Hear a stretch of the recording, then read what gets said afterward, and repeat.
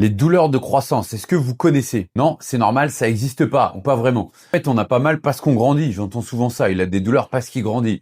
Non, on a mal quand on est adolescent sur des zones de remaniement de l'os qui s'appellent le cartilage de croissance. C'est un petit peu la zone en chantier d'un os qui n'est pas encore complètement consolidé et sur lequel s'insèrent des tendons. Un tendon que l'on tracte régulièrement à cause de la pratique sportive sur une zone qui est en plein remaniement va être plus sensible que sur une autre région du corps. Donc ces douleurs de croissance sont en fait ce qu'on appelle des ostéochondroses. Ce sont des pathologies du cartilage de croissance.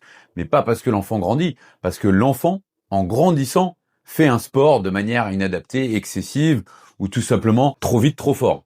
Donc effectivement, c'est l'équivalent, en fait, si vous me suivez un petit peu, des tendinopathies chez l'adulte. L'équivalent chez l'adolescent, ce sont ces ostéochondroses. Sauf qu'au lieu que ce soit le tendon, c'est la zone sur laquelle s'accroche le tendon, c'est une zone osseuse, en plein remaniement, très fragile. Donc le traitement va être le même qu'une tendinopathie de l'adulte. Un repos relatif, temporaire, qui va dépendre un petit peu de la sévérité de la pathologie. Ça peut aller de quelques semaines à plusieurs mois, associé à une remise en charge progressive en gardant la zone concernée active par de la mobilité, de l'assouplissement et du renforcement, avec une remise en charge progressive du sport de manière spécifique guidée par un ou une kinésithérapeute. Par exemple, la maladie de Sever, la maladie de Osgood-Schlatter, ou encore de Sinding-Larsen-Johansson. La zone dépend beaucoup de l'âge, car le cartilage ne fusionne pas au même endroit au même âge. Très souvent, la maladie de Sever touche les enfants de 7 à 9 ans, le Osgood-Schlatter plutôt 12, 14 ans.